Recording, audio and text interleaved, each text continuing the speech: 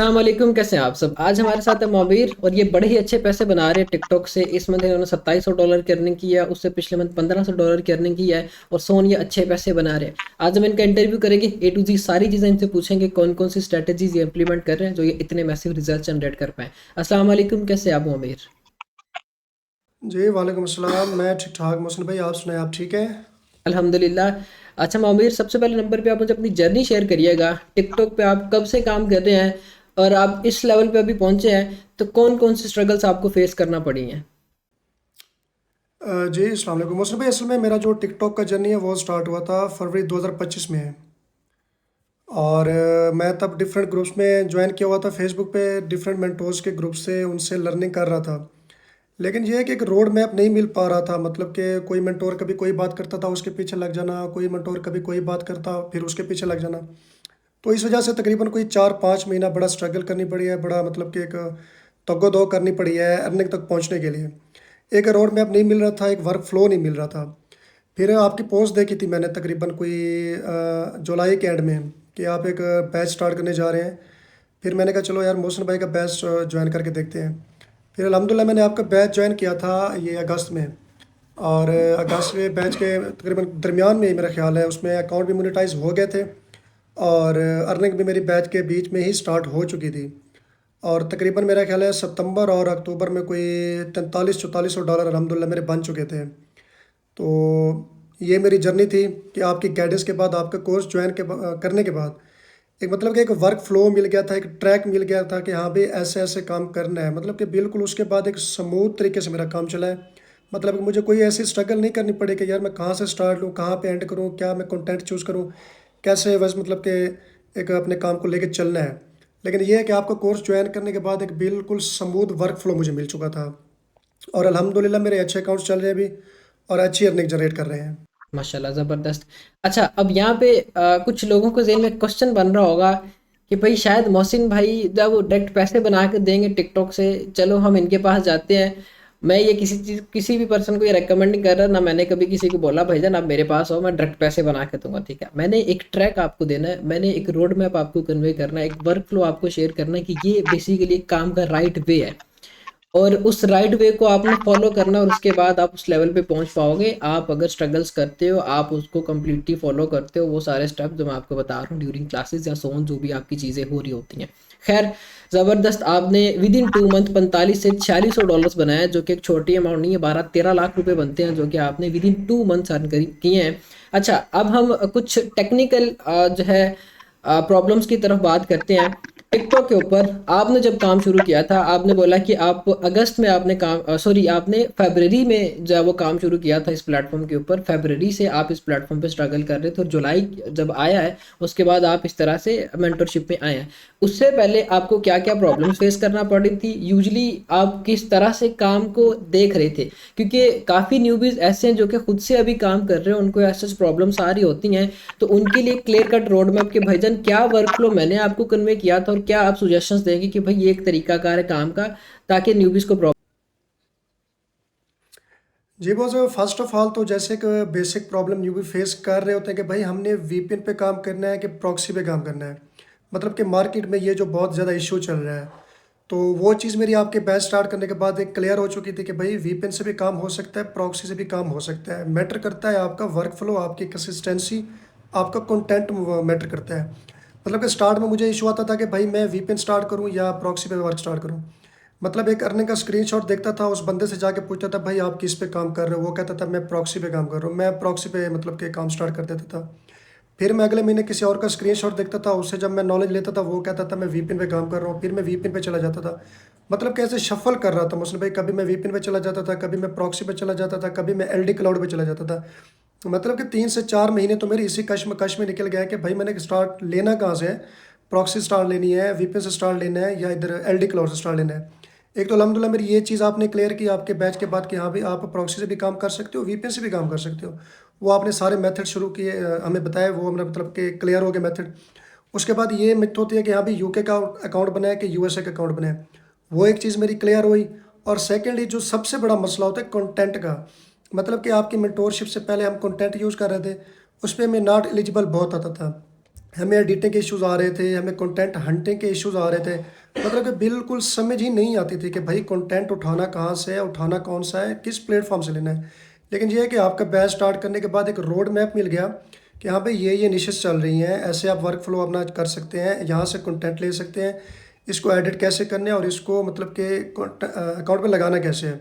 मतलब कि मेरी ये जो 3-4 कन्फ्यूजन थी, अकाउंट क्रिएशन, वीपीएन प्रॉक्सी और कंटेंट, ये अल्हम्दुलिल्लाह मेरी 100% अभी क्लियर हो चुकी हैं। ज़बरदस्त, ज़बरदस्त।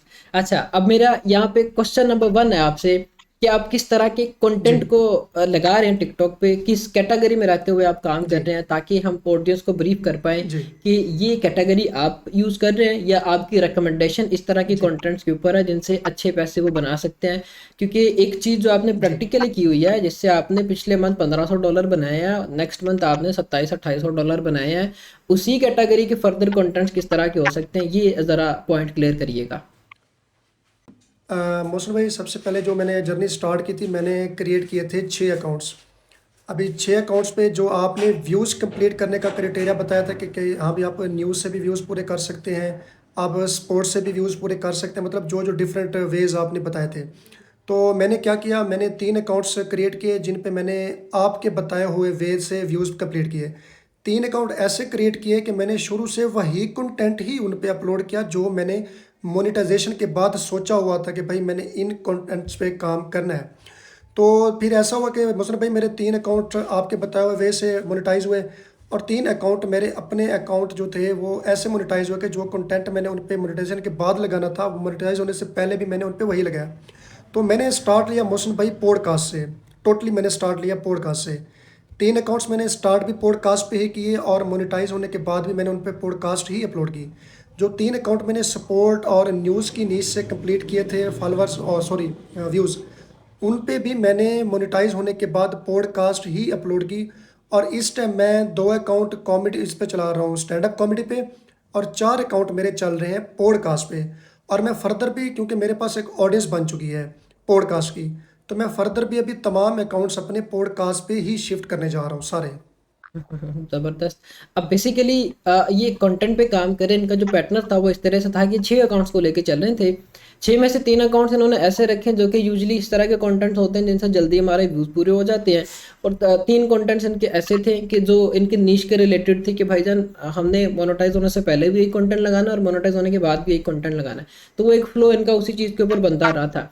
खैर ये एक बिल्कुल अच्छा पॉइंट था, और उसके बाद आपने अपनी प्रॉपरली जितनी भी ऑडियंस है या जितने भी अकाउंट है उसी एक स्पेसिफिक कैटेगरी के ऊपर या उसी एक स्पेसिफिक कंटेंट के ऊपर मूव जी, ऑन कर दी ताकि आप अपने फर्दर अकाउंट्स को भी ग्रो कर सकें। ये बेसिकली इसको हम कहते हैं जी, ब्लॉकचेन सिस्टम। अब ब्लॉकचेन सिस्टम में क्या होता है कि एक अकाउंट आपके पास अच्छा है जिसके ऊपर आपकी 10,000 12,000 15,000 20,000 फॉलोइंग है एक नीश के रिलेटेड, हम उसी तरह का सिमिलर एक और अकाउंट बनाते हैं, सेम कंटेंट उसी तरह का अपलोड कर रहे होते हैं, इधर रीपोस्ट करके हम अपनी ब्लॉकचेन्स क्रिएट कर रहे होते हैं। और ये एक अच्छा स्टेप होता है टिकटॉक के ऊपर। आप अगर अच्छे पैमाने पे या ह्यूज लेवल पे काम करना चाहते हो तो ये आपको स्टेप फॉलो करना पड़ता है। ज़बरदस्त। अच्छा, अब मुझे यहाँ पे सेकंड पॉइंट बताइएगा। आप ये कंटेंट चला रहे जी हैं, आप मुझे। पॉडकास्ट का कंटेंट है।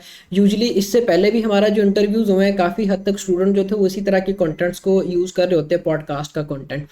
अब पॉडकास्ट के जी मुझे। कंटेंट के अलावा भी हमारे पास ऐसे कंटेंट्स होते हैं जो हमें हाई आरपीएम देते हैं। पॉडकास्ट के कंटेंट के ऊपर काम करने की क्या रीज़न होती है? ये इस तरह के कंटेंट, अब आप बोल रहे हैं कि मैं स्टैंड अप कॉमेडी के कंटेंट या पॉडकास्ट के कंटेंट के ऊपर काम कर रहा हूँ, ये कंटेंट्स हाई आरपीएम वाले कंटेंट्स होते हैं। ये दोनों के दोनों कंटेंट्स एक तो इंग्लिश लैंग्वेज के अंदर होते हैं और इनके ऊपर ज़्यादातर ऑडियंस यूएसए यूके से आ रही होती है, और इस तरह के आप फर्दर कंटेंट अपने थ्रू रिसर्च करके अपनी ऑडियंस को बिल्ड कर सकते हो। क्योंकि एक तरह की नीश है, एक जी तरह का मुझे। कंटेंट जो हम डिस्कस कर रहे होते हैं, आप देख रहे हो, आपके अलावा 10,000 लोग और देख रहे हैं। कंपटीशन में फिर आप आ जाओगे, कंपटीशन से आपने अगर निकलना है तो फिर आपको जब थोड़ा सा हट के चीज़ों को देखना पड़ता है, किसी तरह के सिमिलर कैटेगरीज के कंटेंट कौन कौन से हो सकते हैं।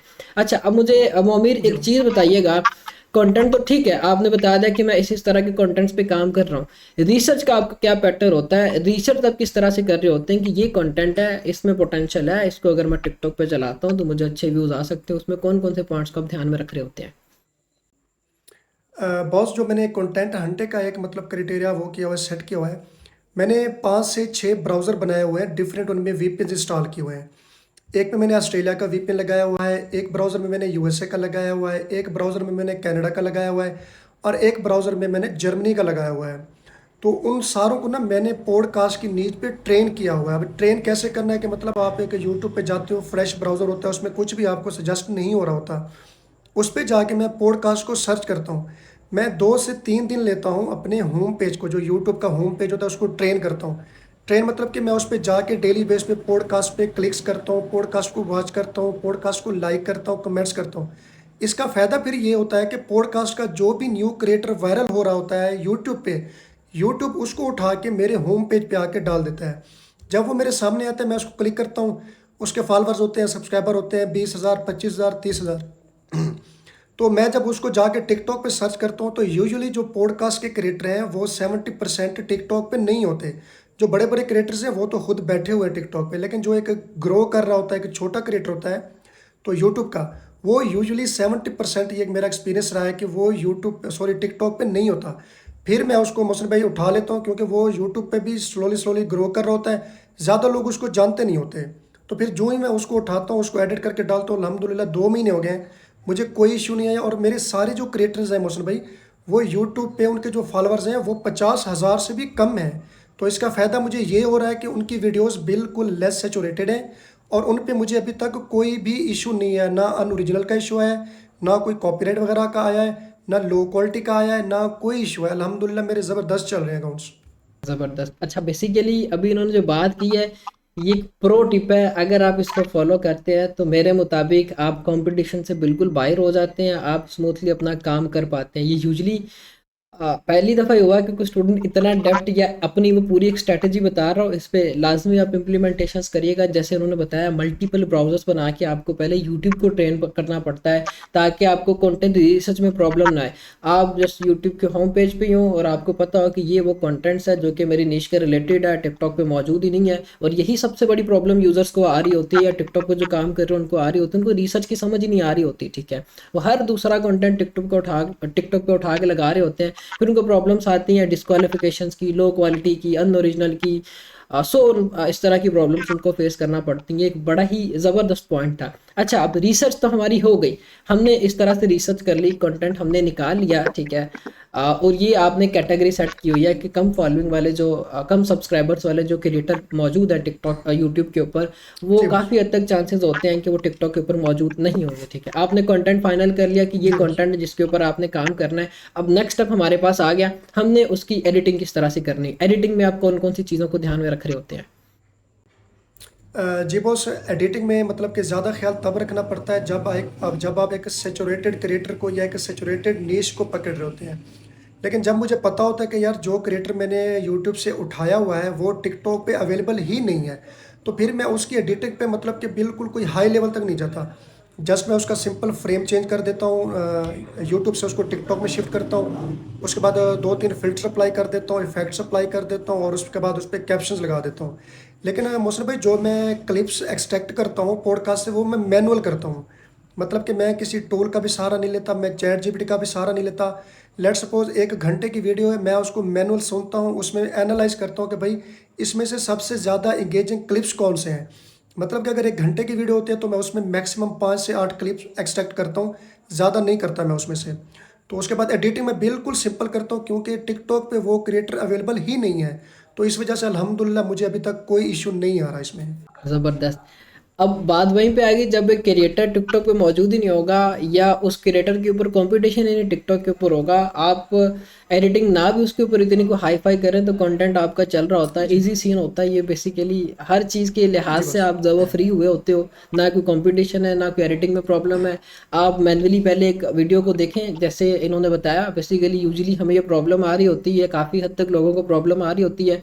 वो लेंथी वीडियो उठा तो लेते हैं यूट्यूब से, और उसके बाद जब उनको एडिटिंग करना पड़ती है वो एडिटिंग में सारा गंद मार देते हैं। अब वो किस तरह से गंद मारते हैं, वो ये नहीं देखते कि भाई ये कंटेंट जो भी मैं निकाला हुआ कंटेंट अच्छा, लेकिन मैं उसमें क्लिपिंग इस तरह की करूँ कि पोटेंशियल रखे। ठीक है, क्लिपिंग एक और चीज़ है, जी एडिटिंग बस। और चीज़ है। आपका एक अच्छा क्लिप आपने निकाल लिया, उसकी एडिटिंग आप थोड़ी सी कम भी कर लें या एक लो लेवल पे भी कर लें तो वो कंटेंट आपका चलता है। जैसे सिंपली उन्होंने बताया कि भाईजान मैं जो है वो प्रॉपरली उस पूरी की पूरी वीडियो को देखता हूँ, देखने के बाद मैं उसमें से क्लिप्स निकालता हूँ, निकालने के बाद मैं जस्ट फिल्टर रिप्लाई करता हूँ और ऐसा कुछ भी उसके अंदर नहीं करता और कंटेंट अपलोड कर देता हूँ, इजी सीन, ठीक है।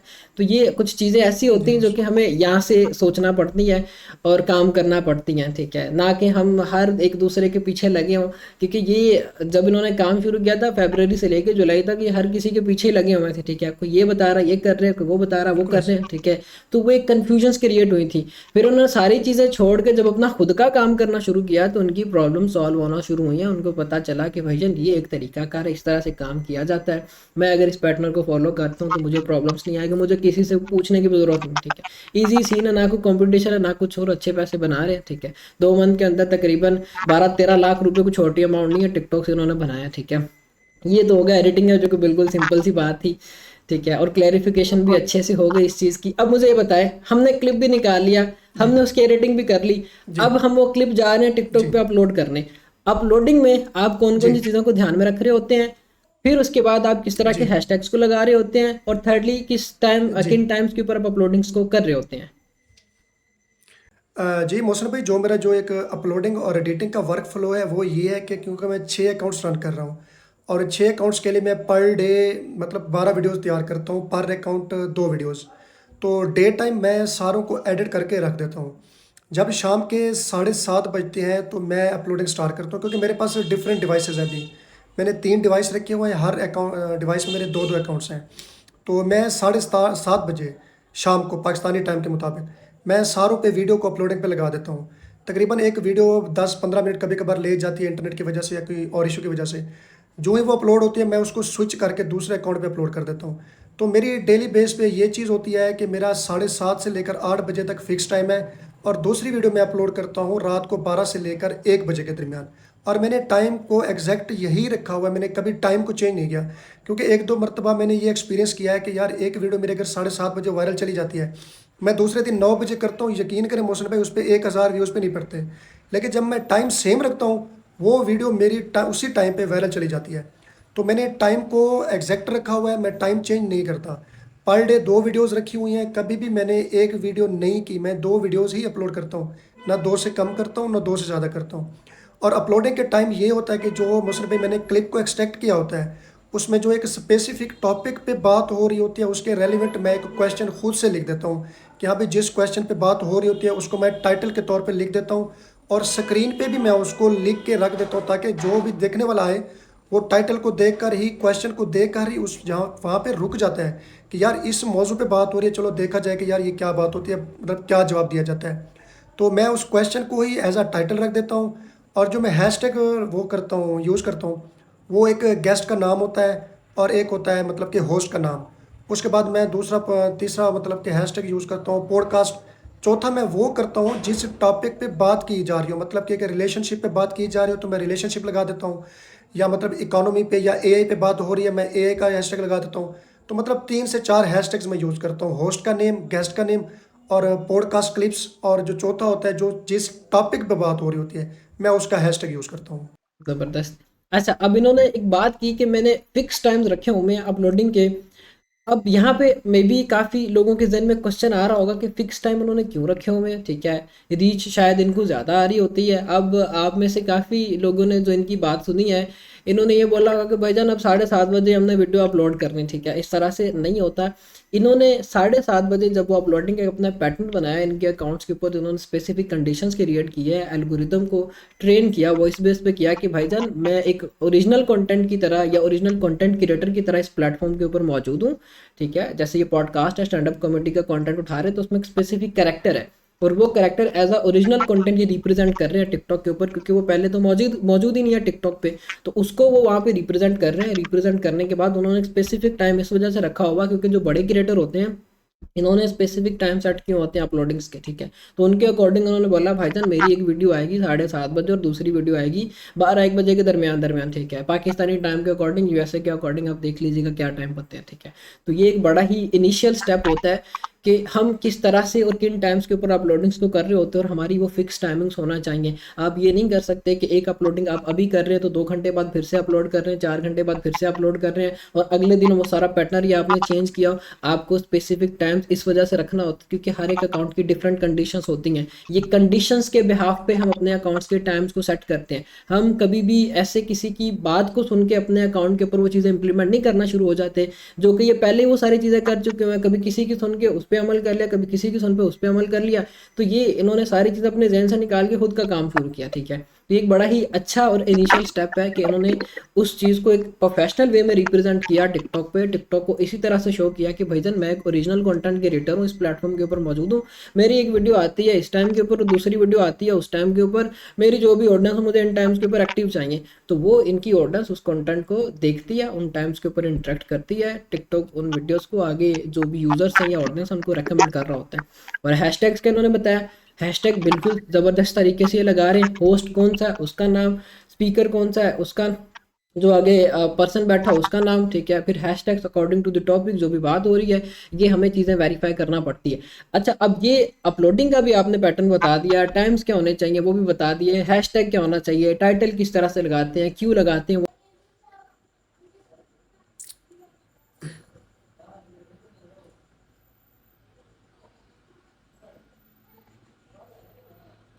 जी मोहसिन भाई, वार्म अप मैं ऐसे करता हूँ कि अकाउंट को क्रिएट करता हूँ।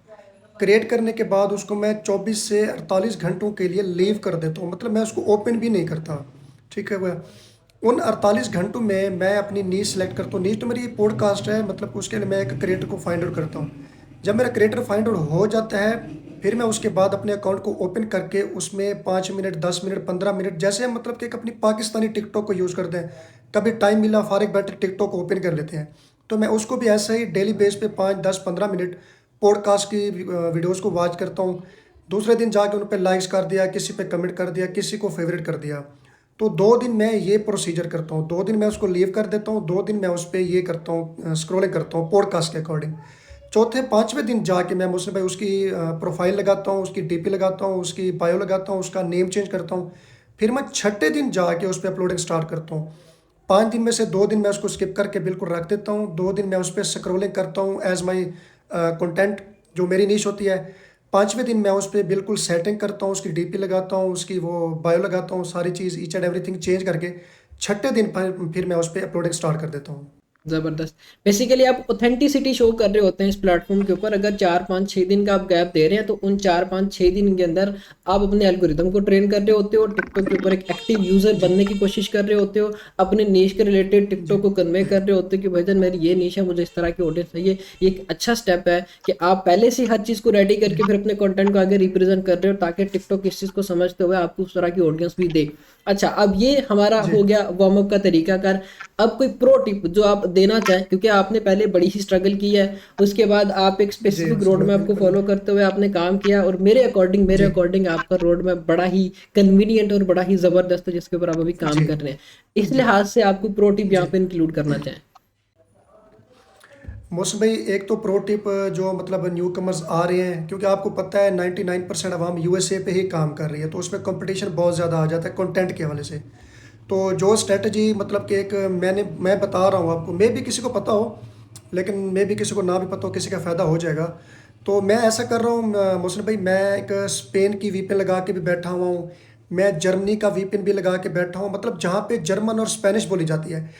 आपको पता होगा रिसेंटली यूट्यूब ने अपना एक फीचर लॉन्च किया है डब वाला, मतलब कि जो वीडियो स्पेनिश में होगी, जर्मन में होगी, किसी भी लैंग्वेज में होगी, वो यूट्यूब उसको ऑटोमेटिकली इंग्लिश में डब कर देता है। तो जो मेरी 2 पॉडकास्ट हैं, एक स्पेनिश में है और एक जर्मन में है, तो मैं उनको जब डाउनलोड करता हूँ वो बेशक जर्मन और स्पेनिश में ही डाउनलोड होती हैं। जो उनकी मतलब कि मैं यूट्यूब पे जाके उनको चलाता हूँ, उनको प्ले करता हूँ, वो इंग्लिश में उनको जो मतलब चल रही होती हैं। फिर मैं उसकी स्क्रीन रिकॉर्डिंग कर लेता हूँ। स्क्रीन रिकॉर्डिंग करने का फ़ायदा ये होता है कि मेरी जो रिकॉर्डिंग होती है उसमें वो सारी लैंग्वेज इंग्लिश में आ जाती है। फिर जो मैंने वीडियो डाउनलोड की होती है स्पेनिश में, और यहाँ से मैं वीडियो में से ऑडियो निकाल लेता हूँ जो मैंने स्क्रीन रिकॉर्डिंग की होती है, वो ऑडियो मैं इंग्लिश जो जर्मन वीडियो मैंने डाउनलोड की होती है उसके साथ जाके मर्ज कर लेता हूँ। सिंपल वर्ड्स में बोलूँ तो मैंने जर्मन वाली वीडियो को इंग्लिश में कन्वर्ट कर लिया, या स्पेनिश वाली वीडियो को मैंने इंग्लिश में कन्वर्ट कर लिया। आपको पता है स्पेन में टिकटॉक में भी मेरा ख्याल है नहीं है, तो वहाँ पे कंपटीशन बिल्कुल ज़ीरो है। तो जो ही मैं उनकी वीडियोस को इंग्लिश में शिफ्ट करता हूँ, कन्वर्ट करता हूँ, अल्हम्दुलिल्लाह मुझे बेहतरीन रिजल्ट्स मिल रहे हैं। मतलब कि कंटेंट के हवाले से ये एक प्रो टिप है कि आप जर्मन में भी जा सकते हैं, स्पेनिश में भी जा सकते हैं। ज़बरदस्त, ज़बरदस्त। ये भी बिल्कुल वही बात आई भाईजान, हट के काम किया मार्केट से या हट के काम किया दूसरे लोगों से, जहाँ पे वो इंग्लिश कंटेंट की तरफ जा रहे हैं। यूट्यूब की फीचर को उन्होंने जब वो इस बेस पे अपने लिए बनाया कि भाईजान ये अगर हमें डब करके बोला कि आप वीडियो को देख सकते हो, ठीक है। यूट्यूब के ऊपर रिसेंट एक फीचर डाउनलोड हुआ है अनाउंस, ठीक है। अब उस फीचर के अकॉर्डिंग ये है कि भाईजान आप किसी भी अदर लैंग्वेज के अंदर वीडियो है तो वो डब हो जाएगी इंग्लिश के अंदर, या जो भी डबिंग लैंग्वेज उन्होंने प्रोवाइड की होती है, ठीक है। जैसे स्पेनिश उन्होंने बोला वो इंग्लिश के अंदर वीडियो यूट्यूब के ऊपर प्ले हो जाती है काफ़ी हद तक, आप में से लोगों को पता होगा, ठीक है। अब वो क्या करते हैं, वीडियो को डाउनलोड करने की वजह स्क्रीन रिकॉर्डिंग लगा देते हैं ताकि वो वीडियो जो स्क्रीन प्ले हो रही है यूट्यूब के अंदर इंग्लिश के अंदर, वो सारी की सारी आगे रिकॉर्ड भी इंग्लिश के अंदर ही हो। कंपटीशन यहाँ पे भी खत्म हो गया, ठीक है। एक स्पेनिश वीडियो थी या स्पेनिश लैंग्वेज के अंदर थी, वो सारी की सारी डब दी जो है वो इंग्लिश के अंदर हो गई है। अब वो हर चीज़ उसमें चेंज है, ठीक है। ऑडियंस बेस के ऊपर फिर हमें यूएसए की देखने की मिलेगी, कंपटीशन बिल्कुल मार्केट से आउट हो गया, ठीक है। क्योंकि अगर वो स्पेनिश लैंग्वेज के अंदर कंटेंट अपलोड करती तो स्पेनिश की ऑडियंस आनी थी, अब वो इंग्लिश के अंदर है तो ऑडियंस भी इनको यूएसए की आ रही है। तो ये बिल्कुल वो चीज़ जो कि कोई भी नहीं बता रहा होता, ये चीज़ उन्होंने बताई है, ठीक है। इसके ऊपर लाजमी आप सब काम करिएगा। बहुत शुक्रिया आपका मोमीर, आपने बड़े ही अच्छे तरीके से हर चीज़ को इन सर डेप्थ बहुत बताया शुक्रिया, और जज़ाकल्लाह। ऐसी ऐसी प्रो टिप्स दी हैं कि अगर इसके ऊपर कोई अमल करता है तो मेरे अकॉर्डिंग वो इस प्लेटफॉर्म पे कामयाब हो सकता है। क्योंकि हमने जितने भी बिल्कुल स्टेप्स मुस्बत डिस्कस बिल्कुल किए सही। हैं वो सारे के सारे आउट क्लास थे। बहुत शुक्रिया आपका। इंटरव्यू हम अपने यहाँ पे वाइंड अप करते हैं। ख्याल रखिएगा अपना मोमिर, बहुत शुक्रिया। सर अल्लाह जज़ाकल्लाह, हाफिज़, बहुत अल्लाह शुक्रिया। हाफिज़। बहुत